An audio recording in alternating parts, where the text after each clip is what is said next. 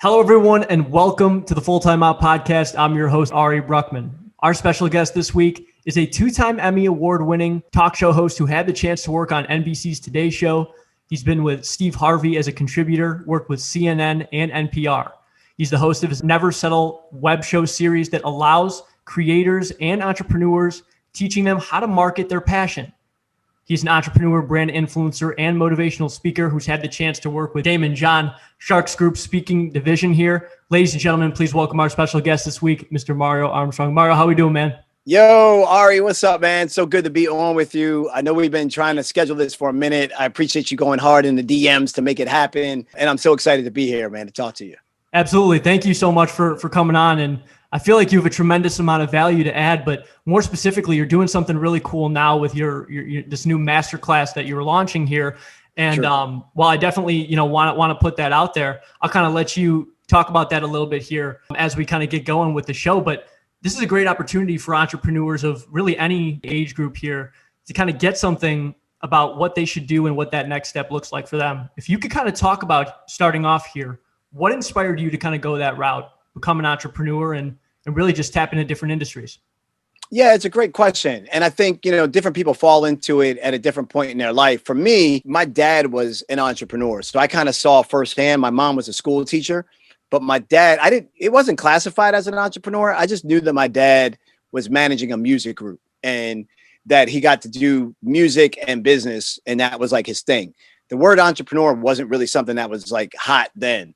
And so I just saw him going after his own thing. And that kind of implanted in me that, oh, wow, like you can kind of create your own options, or you could kind of go after your own thing. If you believe in it, you push for it, you work hard, you got good integrity, good ethics.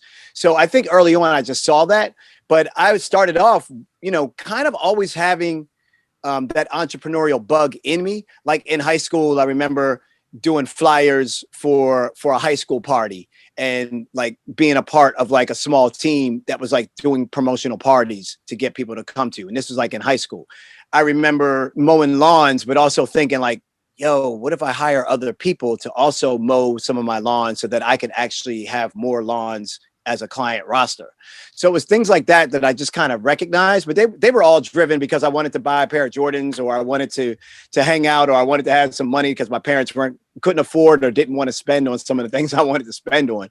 But I started working full-time jobs like most of us do, but I always had kind of like a side hustle. And that side hustle was me doing things in the media. So I started off pitching my first show idea to a radio station that was a really small radio station. It was on AM radio at the time. And I was like, let me come in once a week and do a show on your network. And they were like, all right, that sounds cool.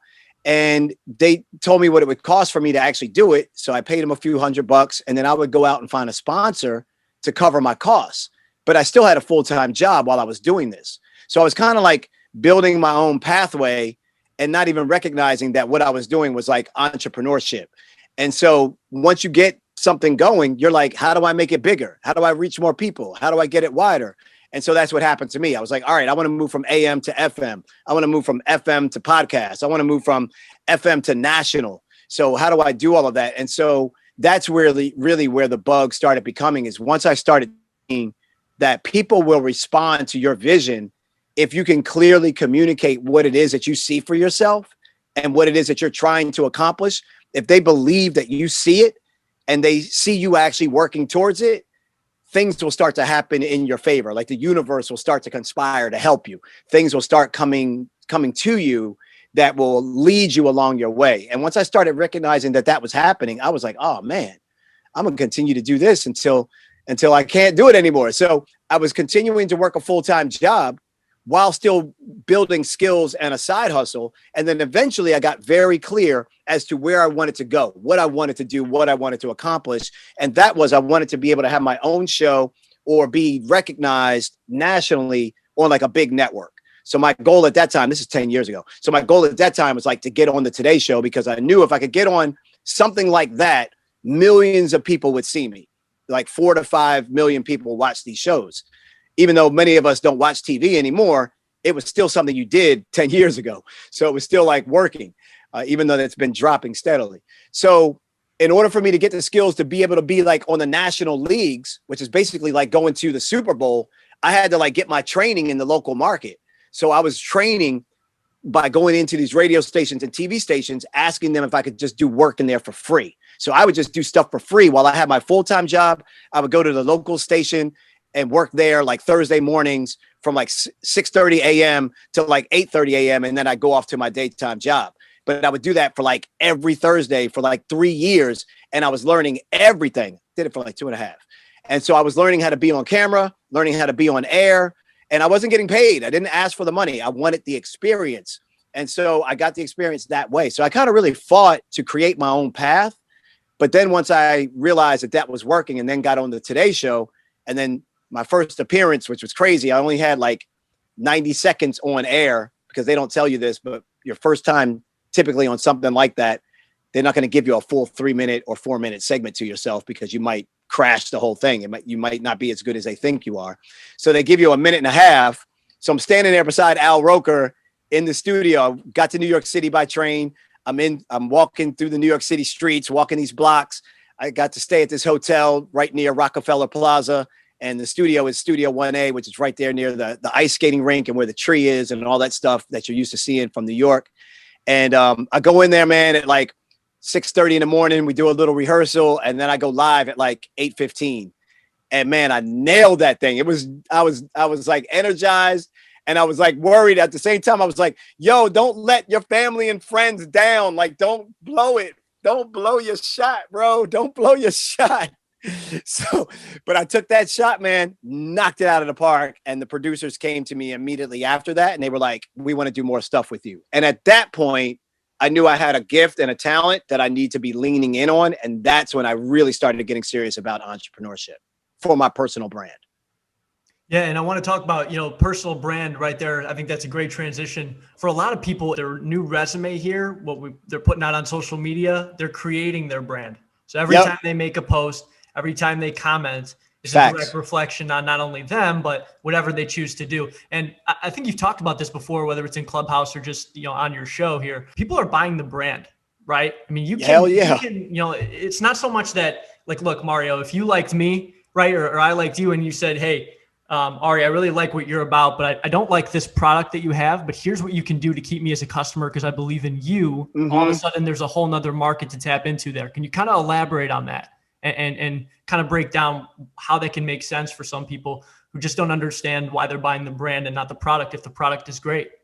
People buy people first. You might buy essential products and you might buy things that you really do love or brands that you've become connected to and attached to. That's different.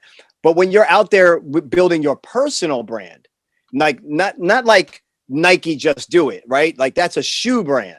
You might buy LeBrons, you might buy Jordans because of the character or the personality. Sure, certainly that could be a part of it.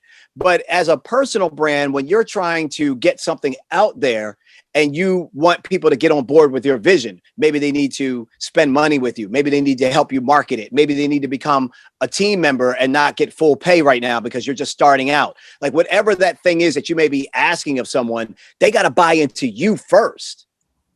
Then they buy into the vision. So how do they buy into you? Well, what have you been showing them? It's not what you say. It's what you've been showing them. So to Ari's point, Ari just made a great point that every post, every story, everything that you're doing, whether it's TikTok, Instagram, whatever, you're being in Clubhouse, I don't care where you are or what you're doing, that is documenting who you are. So today's resume isn't a piece of paper. Like if you guys still think that that's what the resume is, let me tell you something. I don't even ask for the resume. I'm not even asking for it because I can get the resume just by searching for people and what they're doing online. Now, you might want to still send me the sheet of paper so I can see some of the other things I can't see online, but that's because I'm asking. I don't do that first. I like go and look to see what you've been about and what you're actually doing, because that's the resume today. So to Ari's point, man, that's how you build up your brand, because the actions that you're actually taking. And this is why, you'll hear Gary V and others that I consider, friends and associates and peers. They talk about like documenting the process, because if you document the process, people can see what you're actually working on, as opposed to, especially for like younger folks that aren't there yet. So a lot of times you're not there yet. You're maybe fresh out of college. You don't have a bunch of experience yet, but you're trying to like fake it till you make it type of thing. So you don't think like showing some of that vulnerability of you not actually being where you're trying to be. You think that's going to harm you. And actually that's going to make you look better to the people that actually want to hire you and work with you. But so many of us are too in our heads about wanting to impress our friends that we're going to go ahead and shine on the gram, knowing damn well we really need this opportunity from like Mario or Damon John or Gary or somebody like, and what they want to see is like, how hard are you hustling? How much pain are like, not pain, like beating yourself up, but how willing are you going after your thing? And how open are you about not knowing everything? Those are the people that you want to hire. You want to hire people that don't know it all, but that are curious as hell and show that they're curious. That's who you want on your squad, not somebody that thinks they know all the answers. I'll take somebody that's got hustle and it's got passion and it's got curiosity over somebody with the skills I actually need to hire, but they don't have passion or they don't have curiosity any day of the week. When you're young now, we're getting up with a generation that's grown up with social media now, right? Sure. Now it's the people who are graduating college. It's been around. And I think it's kind of like that first wave of maybe the person-to-person connection of, the door-to-door sales. You're kind of hearing certain people say, well, that might be lost. Right. But it's interesting because, we've seen people like, and I don't want to kind of go away from it here, but Steph Curry, right, has changed basketball with a three-point shot. Absolutely. But there are still people who are like Joel Embiid, who are finding a way to score 40 points, be effective, doesn't have a good shot, right? Sitting on the block, still sticking to fundamentals, the basics, something that worked 50 years ago. It's so true, man. Just found a way to reinvent himself to make it still apply today. Is there a way that you're seeing with some of the entrepreneurs that you worked with, and then just also with some of the things you're doing, that you're applying older skills, right? Or older skills that are still effective here. You're just trying to maybe just scale them to what's going on now. Yo, Ari, that is a beautiful question, man. And a really like amazing juxtaposition that you got going there. Like these two different extremes at these two ends, and how Joel is like using some of this old school. You feel like, you're watching maybe like 80 Celtics going on, like some of his moves and things that he does, right? But it's like modernized for today's game and the transition and the speed and the flow. But he's certainly not shooting from that damn hash mark out damn near by half court like Steph is, right? Like he didn't expand the game in that sense, right? So, but he's still getting his 40. He's still getting his 40, right? Like, how is he doing that? So as it relates to entrepreneurship, yeah, man, we got a lot of flashy lights, a lot of new things, a lot of new tactics, social media, digital, AI, lots of things that can help accelerate or change the game for you or help you maximize your opportunities. But man, what I'm seeing from the old school stuff that still connects to the new, man, there's nothing like still getting on the phone with a potential client and talking to them. And really more so in these days, it's more like a video call. Honestly, like the biggest thing that I've seen that's transition is like the old school way of trying to get someone's attention and get there and get them to be involved in what you wanted to do is you had to do what they called a cold call. And that literally meant that you would pick up the phone and you would dial this person's office. You would ask for them. The secretary or the admin person would pick it up. They would try to maybe block you or try to figure out like, what do you want? You'd have to work your way through that person and then get to the person you wanted to get to. And then you would do your pitch on the phone. Or you would go knock on the door physically at that business and you would go and cold call. You just show up and be like, I want to speak to the manager or I want to speak to the president of the company about this product that I have. That's real cold calling. So now you didn't have the benefit of a ton of research. Now I can look you up on LinkedIn. I can see what your business is doing on Instagram, Twitter, Facebook, Clubhouse. I can do all of this quick triage to help me understand what your business is about, where you may be lacking, how I could maybe help you. So the research and the data that I can get is really juicy because now I can have a more customized cold call to you. But the cold call today that's really, really popping is video.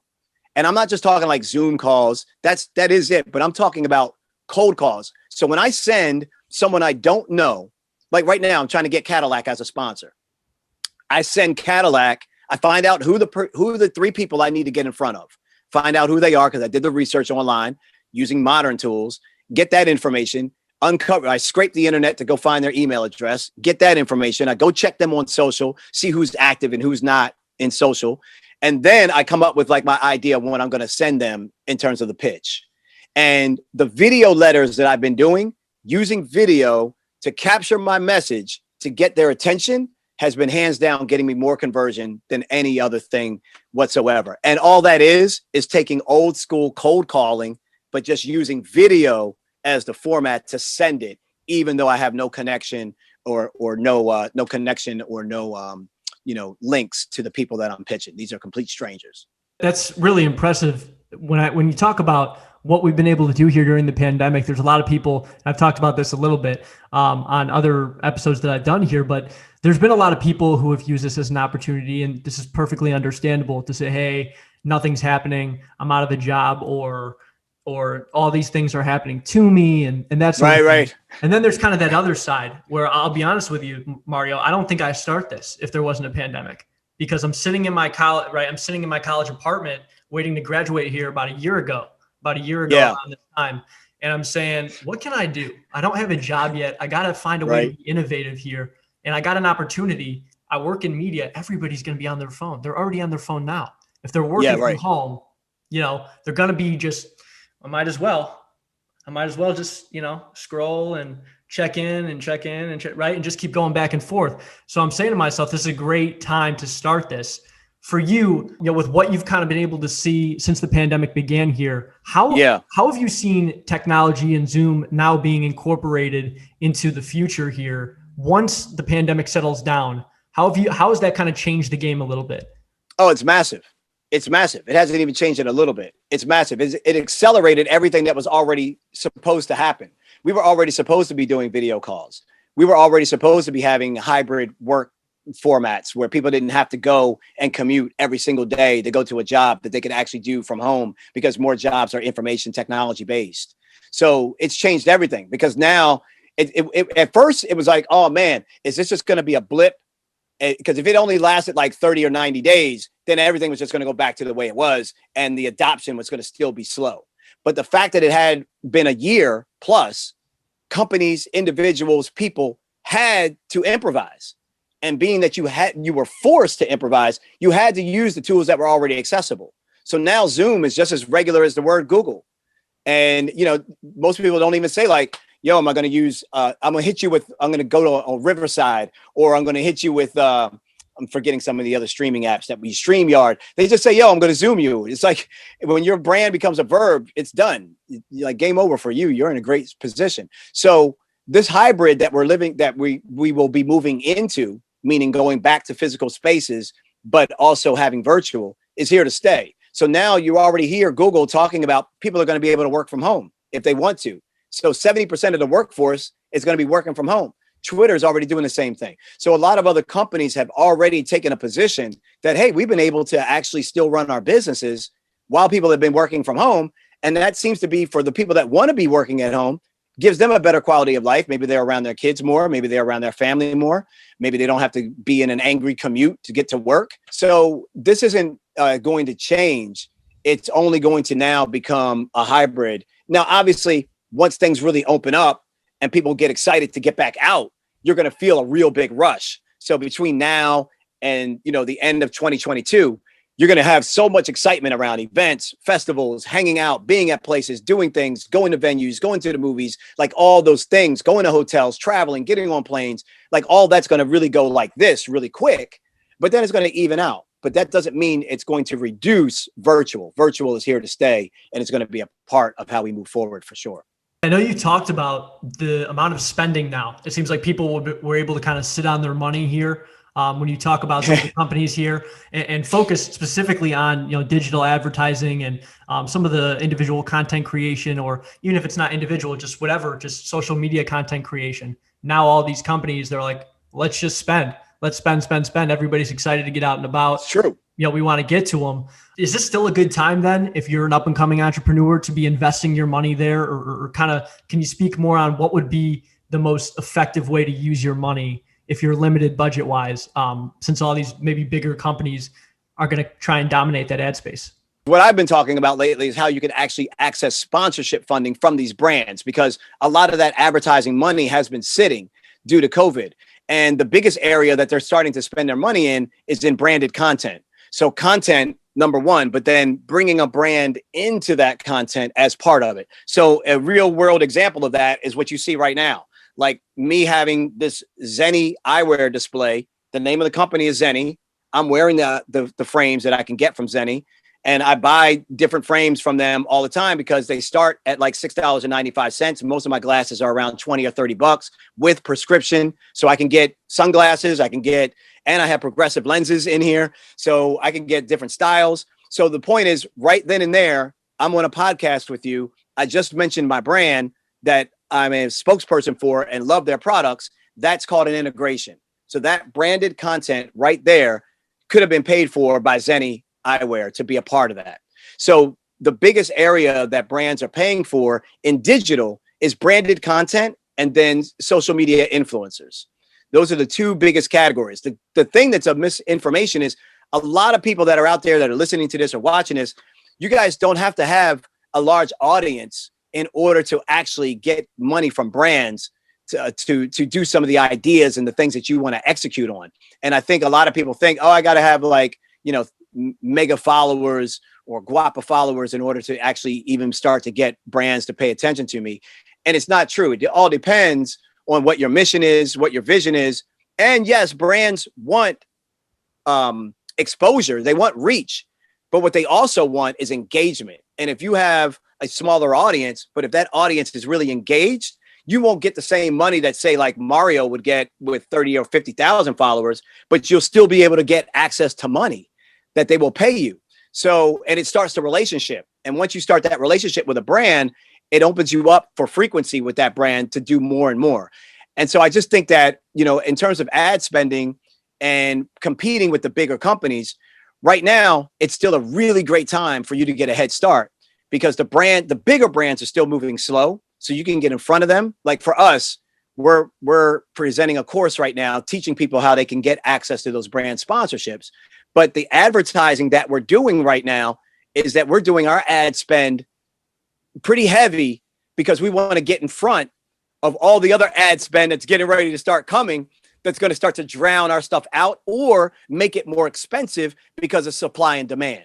So right now is a good time for you to be executing on putting ads in social, putting ads in Instagram Reels, like getting those ads out there right now on your products, your services, your events, your ideas is a really good time before the tsunami comes and raises the prices.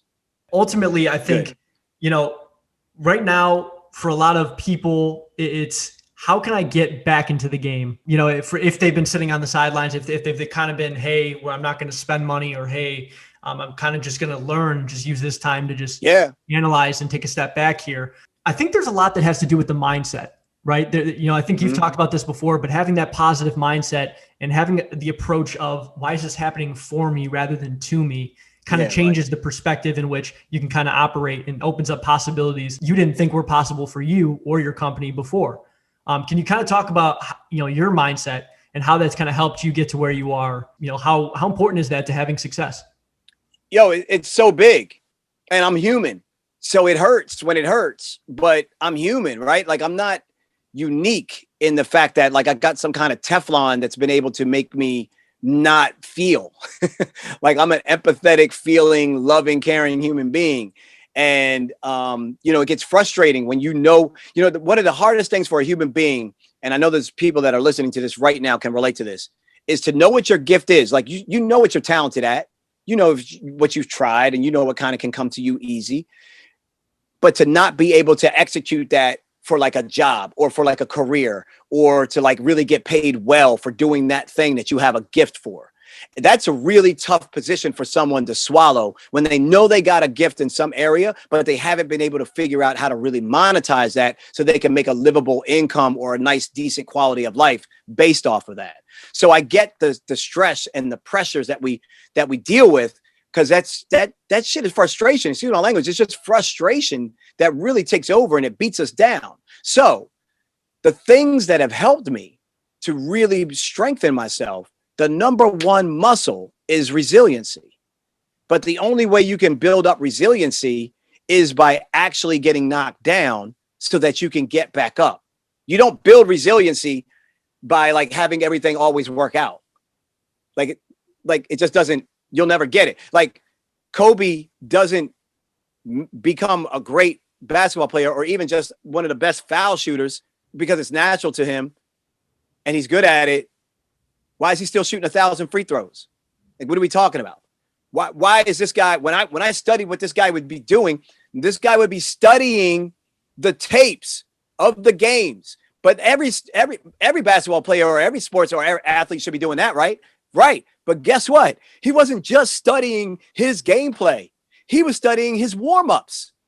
Like the cameras in the stadium, he's got the access to the footage and he's studying his warm-ups. Like what? Like your warm-ups, bro? Like that's not even something that I think would have registered to me that I need to go check my damn warm-ups. Sure, I'm going to check how I did in the game, where I could have done better. Oh, I shouldn't have done that. Oh, I missed that pass that I should have done, or I should have taken that shot. I won't hesitate on that again.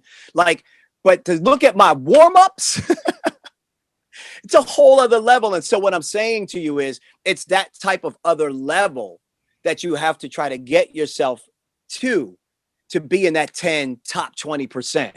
And so to me, the only way to really get there is to get clarity on what your vision is. And that's a tough job in and of itself because you got to be real to yourself. You got to ask yourself tough questions because you're also worried about maybe what other people might think about what you decide to go do. But you got to do what's true to you. So you got to come back to you. So that's number one. But then number two, like, who are you getting some advice and mentorship from? Like, who are these people that are giving you the advice? Do they have skin in your game? Have they gone through a similar challenge that you're going through? Because if not, then their experience is going to be different. And that means their advice is going to be different. And maybe you shouldn't be taking that damn advice. I don't give a damn how successful they are. If they don't really understand your situation or have been in your shoes and can show you or prove that to you, I'd be skeptical about just getting any advice from anybody. And then the other thing I would say is experiment is the way that I've been able to build up training for resilience. So instead of putting out a product and I'm so worried about it failing that I then only put out a few products at a time or one every year so that I have a really low shot ratio. If I'm only taking one shot a year, I'm not getting the warm-ups I need. So how do I experiment more frequently throughout the year without losing focus, without trying to do it all? So that I can actually have something solid that I'm building and growing, but that I have a couple of other tentacles that could pop at any moment. But many of those things aren't going to work. So I know that. That's why it's an experiment. But then I get knocked down and I get back up. It hasn't reduced my mainstream flow. It's just I'm allowing myself room to try and experiment other things because something might actually take off and work. But more importantly, I want to get my reps up. Because when I get knocked down, I want to be able to bounce right back up. My brother and I are doing a DJ book together. We're both DJs. I taught him everything he knows. He took it to a whole other level. And now he's an official tour DJ for a Rock Nation artist called Rhapsody. So Rhapsody has been killing it. And Jay-Z and them signed her. And he's a part of that whole crew. And we're doing a book. And I can't give too much details. He'll kill me. But we're doing a book. And we were doing an interview with a guest that didn't show. And the guest didn't show up to this virtual interview. And we've been having 100% show up rates for all the interviews. And man, he was kind of like taken aback. He kind of like just really felt like down. And I saw that. And I was like, okay, man, it's not happening. Here's what we need to do next. Blah, blah, blah, blah, blah. And he was like, yo, what planet are you from? Like, how did you just roll past the fact that this kind of just like wiped us out? I'm like, no, bro, this comes with the territory. This doesn't stop the movement. Maybe something happened to them. We want to make sure first and foremost, we want to give them the benefit of the doubt that maybe something happened to them. So we want to give them the benefit of the doubt. If we find out otherwise, then we can pull them up and be like, yo, what's going on? What's up? But until then, we got some work to still do, bro. Like, let's go. So when you start to condition yourself to getting those hits and getting those jabs, but you can still just bounce back, it's just an automatic reflex. So the way you get to that is that you experiment more. You don't take things personally, and you always have clarity on what it is you're going after, so that if something does hit you and knock you down, you're like, yo, okay, well, I'm not working on that, but I'm gonna go and work on this because it's still part of the vision and the dream. So those are some of the tactics. The simpler tactics I use, man, I use motivational playlists.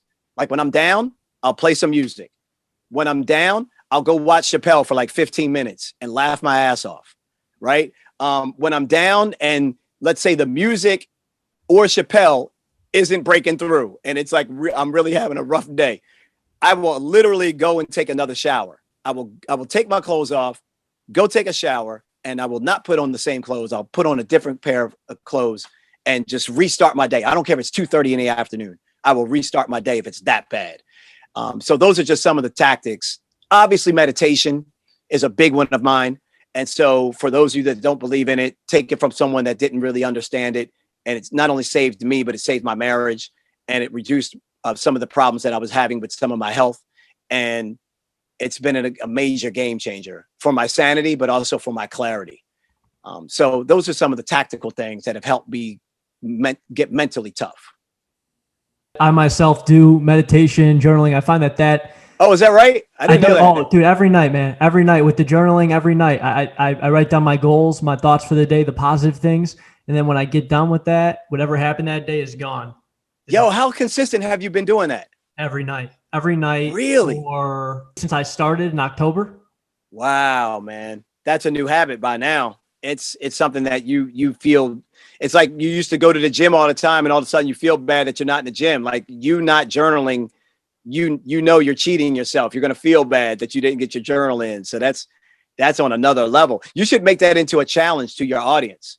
You should really challenge your audience to start to do a small journaling every day at the end of the day based on their wins of that day and their goals that they are trying to pursue. Because we're so wired to know what we haven't accomplished that the fact that you're doing that at such a consistent level is one of the reasons why you're successful now, but you're going to continue to be so successful. Honestly.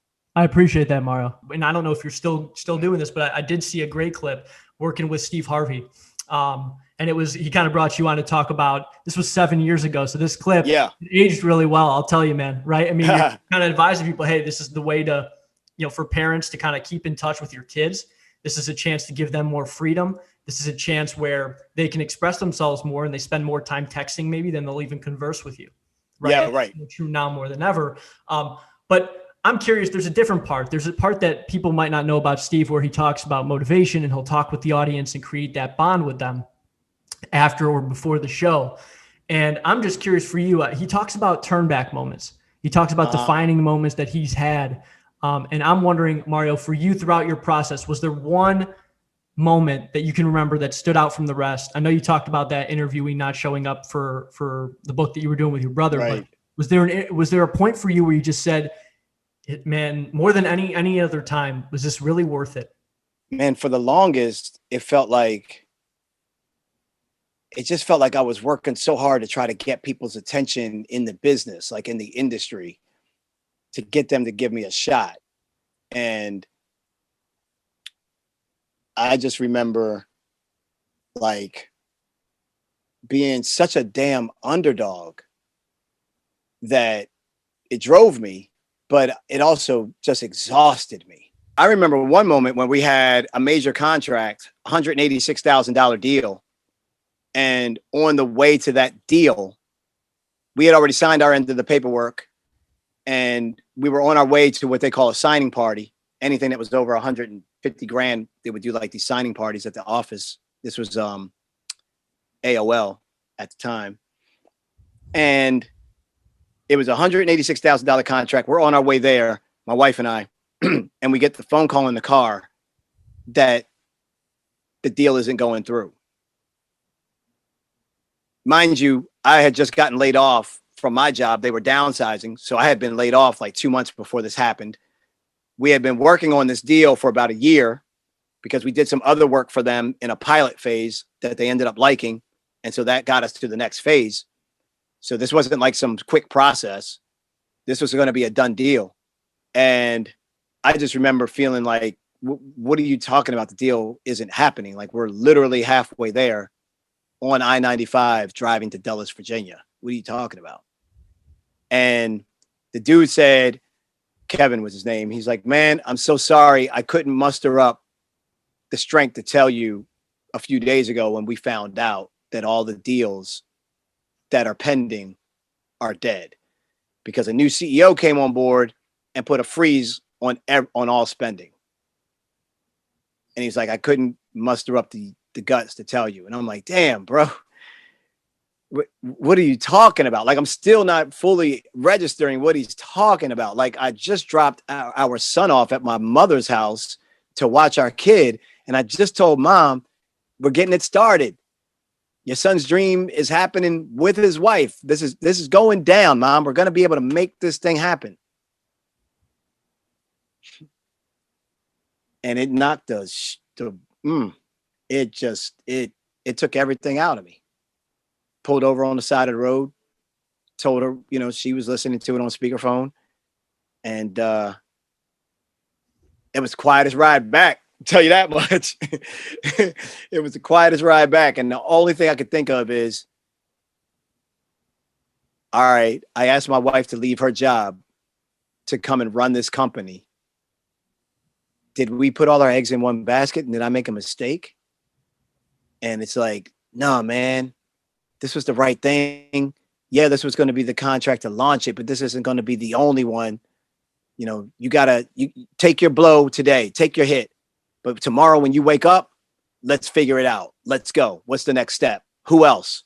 Who's their competitor? Who else would love what you're putting out there? Who else can you pitch that same thing to? You already got proof that somebody was willing to give you, over a six-figure deal, a nice six-figure deal for it. Who else can you go after? And so it was kind of like that energy kind of like kicked in. And but it was painful, man, because what happened, Ari, is literally about a month after that, because this was 2007.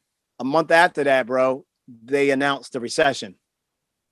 So now I'm launching a brand new business in a recession where no one is spending any money. Like, the market's crashing, everything's dropping, everything's freezing up. People are losing their minds because they're losing their money, and they're losing jobs left and right. And so what happened is that ended up wiping us out. We wiped out our 401k. My mother-in-law was buying my groceries. That was the biggest. That was the biggest, because I remember even leaving the house sometimes and just crying in the parking lot, because I was like, yo, you're the one that came up with this vision. You talked your wife into this thing, and it's not working. And now it's causing friction everywhere. Like, we were trying to still be strong with our relationship, but I'm married to my business partner at the same time. So there's no safety net. And we have a 5-year-old son named Christopher, or 3-year-old at the time, whatever. And so, yeah, man, that was like the roughest. Like, really, I took a screenshot of my bank account because it was so negative. And I took a screenshot of it because I actually framed it on the wall here, so I could actually always never forget, like, being at that low moment and what that felt like. And I know other people have hit more, different rock bottoms, and everybody's got a story. But you asked, man, so that's probably the heaviest one that I had to get by. The second heaviest one would be taking my idea around and presenting it to networks and them constantly telling me no. And some of these networks, I was on their payroll. Like, I was literally on their payroll to appear on certain shows as an expert to give advice on technology, entrepreneurship. But then when I pitched them my own show idea, they couldn't see the vision.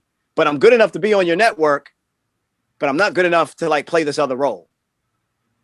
And so it's like an athlete that's just like, wait, you were good enough to bring me on the team. I can be a really killer shooting guard, but you keep putting me into, like, this 7th man position, and you got me kind of playing more power forward when so it's like you kind of feel like you get stuck and you get trapped, and you just feel like nobody's hearing you and nobody's seeing you because they're not seeing what your capability is, even though you've been displaying it as best as you can. And so I think when I was really shopping our show, and being told no, those were some heavy moments. I remember doing some Facebook lives and doing some periscopes, and I was just straight crying, like out of frustration and anger.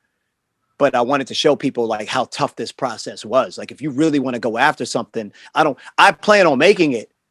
So I don't want you to see like me making it. I want to see me just as well as you want to see me make it, even though I'm at my lowest down right now. So I wasn't not just crying for me. I was crying for other people to be like, yo, this is what it really feels like to get kicked in the face.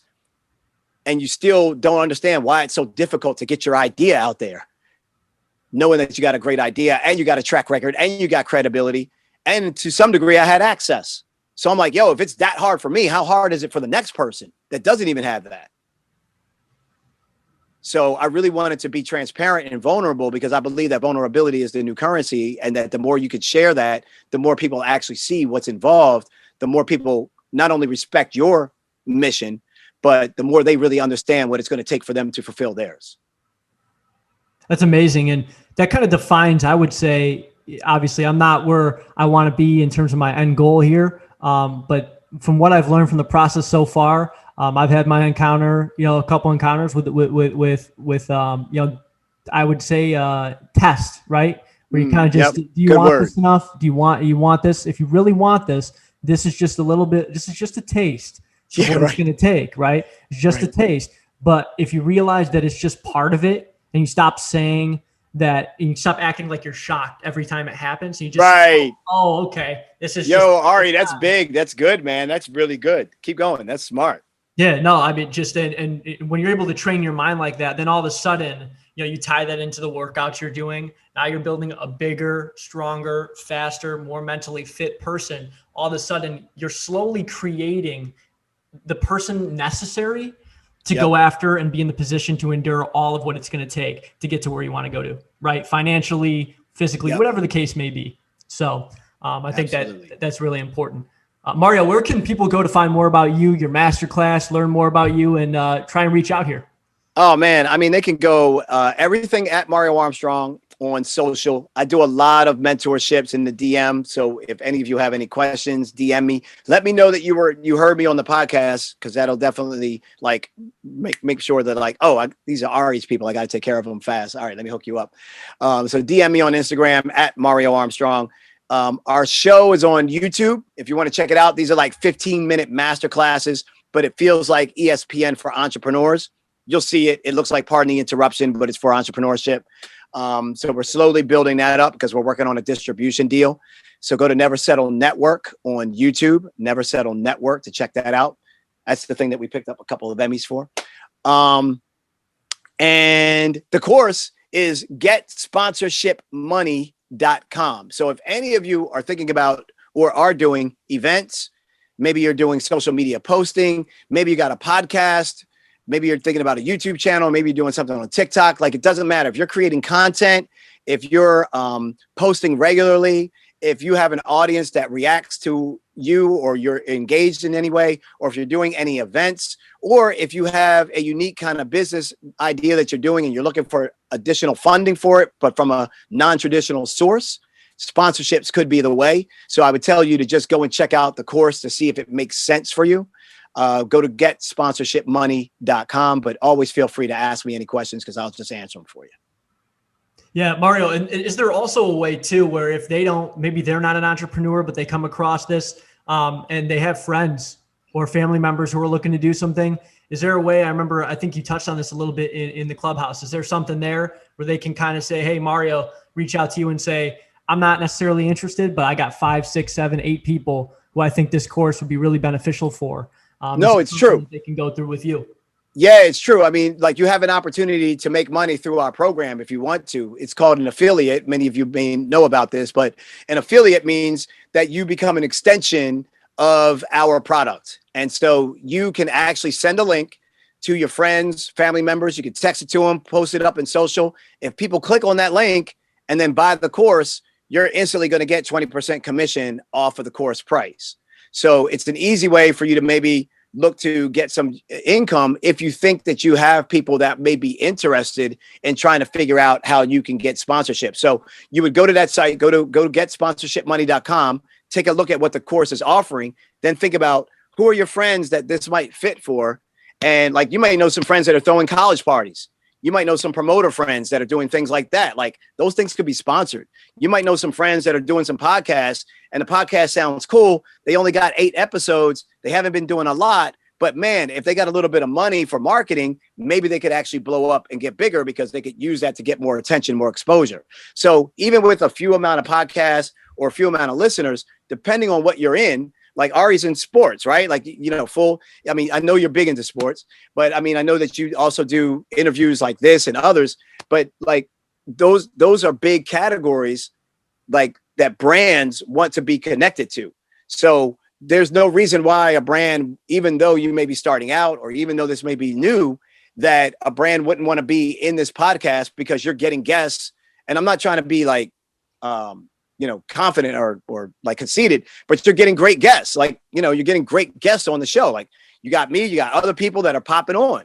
So yeah, and I'm trying to say this in a very humble way, just to let people know that you don't have to have a lot in order to get sponsorship money. And I think it's just a lot of misunderstanding. So take a look at it. And if it's not for you, that's cool. But if it's for someone else, then that's when you want to DM me and say, hey, Mario, I think I would like to be an affiliate. Can I get one of those links so that I could send it? Because then our software will track everything from that point going on.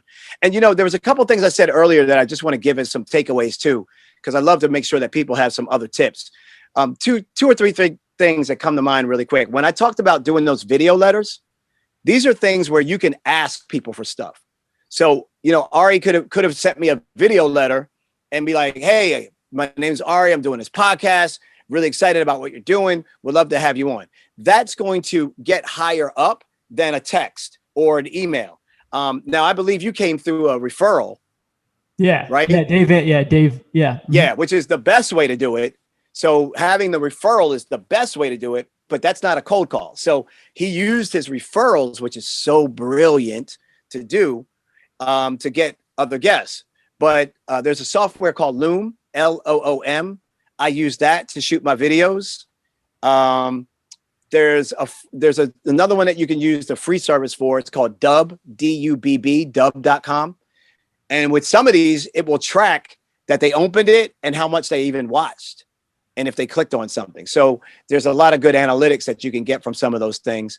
And then if any of you, like recently I bumped into a new product that's been really helping me with my copy. Like a lot of us are writing copy for ads or emails or pitches. Go to copy.ai. I was blown away by this artificial intelligence to basically tell it a few keywords of something that I'm interested in writing, and I want to write it in the most powerful, engaging way possible. And the AI takes over and spits out a bunch of options. And man, it's so good. I was like, bro, I got to start putting people onto this. It's a really good way. If you get stuck on like messaging, wording, how to say things, how to write up ads, how to write your newsletter, how to come up with podcast titles, all of these things that may like trip you up, go to copy.ai, see if it can help you out. I don't get anything from those things, by the way. Otherwise, I'd be giving you a specific code to use. No, extremely helpful there for any entrepreneurs looking to take their business, their coaching, their game there to the next level. So definitely look to tap into those sources. Guys, Mario, tell me, what is the kind of impact that you want to have on the world and your industry when it's all said and done? Man, that's such, God. Dude, the picture is so damn grandiose. I hate this question. When it comes down to the end of the day, though, I really would like my time in this physical existence on Earth to be one that contributed at its maximum to helping other people see the best in themselves and pursue that. That I was known for someone that had extreme empathy and understanding and integrity, and that I worked my ass off to try to really help other people find solutions to their passions so that they can go and build their ideas and have more impact and have more fulfillment. I want people to be like, yo, that dude helped me put me on a path that gave me more fulfillment in my life. that dude gave me a perspective on something that I didn't see for myself. And because I took a little bit of his advice, this thing happened for me. That's the type of remembrance I would like to have, as well as all the, important things like great husband, great father, of course, like those come first. But in terms of like the general public, that would be what I would want to be known for. Yeah. Mario, you continue to make an impact on a lot of people's lives. And while that sounds so general, it's because it's not just about entrepreneurs. It's about a mindset. It's about what you've overcame. It's about all of the things that have contributed to getting you to where you are and you continue to build off of. A lot of people have seen you in different lights, whether you're on CNN, whether you're on Steve Harvey's, show, whatever the case may be. But at the end of the day, you found ways to contribute and be of value and be a resource in a lot of different areas, which has allowed people to say, hey, maybe I don't need to just do one thing. Maybe I can try and see if I'm effective here. Maybe I can build on something here because I like to do it. And that will actually drive me more than what I'm maybe good at here, but don't enjoy doing. So Mario, keep doing you. I really do appreciate it. Is there one tip you can give to anybody today, any entrepreneur, just kind of a general tip here, regardless of the stage they're at, that they can put to use tomorrow and be effective? Man, two thoughts come to mind. One is just a motivational statement that's more like, if it's important enough to you, you got to do it, even if it's against all the odds. So even if all the odds are against you, if it's important enough, you got to go through with it. But more practically speaking, the one thing that I see hang up most entrepreneurs and really people in general that are making decisions about where they want to go with their life or their career is clarity of what they really want. So one of the tactical things that you can do is to actually do a slide deck, do a presentation, even if it's for yourself, and just answer these 5 questions. What is it? Why do you want to do it? When do you plan to do it or hit that next milestone or whatever it is if you're already doing it? Where does it go down? And how do you get it done? Like if you answer literally those 5 questions and just say to myself, for my idea, for my vision, for my dream, whatever that is, and you do that and you put it on a slide deck, it will illuminate so many things that you didn't see once it's written out. And I think that's the ultimate practical thing, because life moves, life evolves, things come at you. Things can change your direction. But if you don't have clarity as to where the hell you're going, you're just letting the wind move you wherever there's one thing about being in a flow and being in a flow state. It's another thing of just letting the flow completely control your movements. And I like the flow state, but that's not what I'm talking about. Getting in a flow state is completely different than actually having clarity as to where you're going. As long as you know where you're going, you can allow the flow to move you, because it may take you a different path to get to the same result. But if you don't know where you're going, the flow can just take you into these sporadic places that you can't find the connections that can help you get to the thing that you're trying to get to. So I just feel that doing sessions on your own clarity is the thing that's the most practical thing. It's not an app. It's not some quick tool. It's you doing, like he said earlier, some self-discovery. And for me, the practical way to do that is to visualize it, not just talk about it. So whether you write it on paper or whether you do it in a presentation, I don't care. I just want you to write it out so that you can actually see it.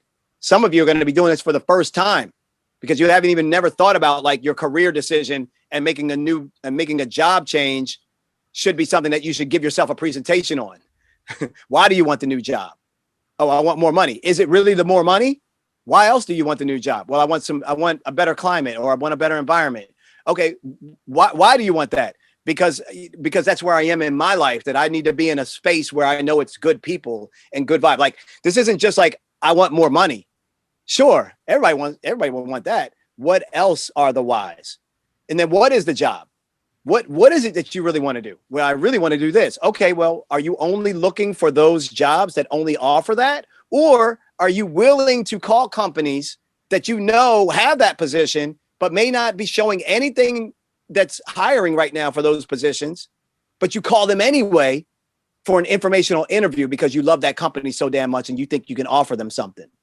And so you get an informational interview just because. Can I work for you for free? Can I do an intern? Can I work 5 hours a week? Blah, blah, blah. Like, that's what people are really looking for. And I hope that type of clarity is what you can get from a process like that.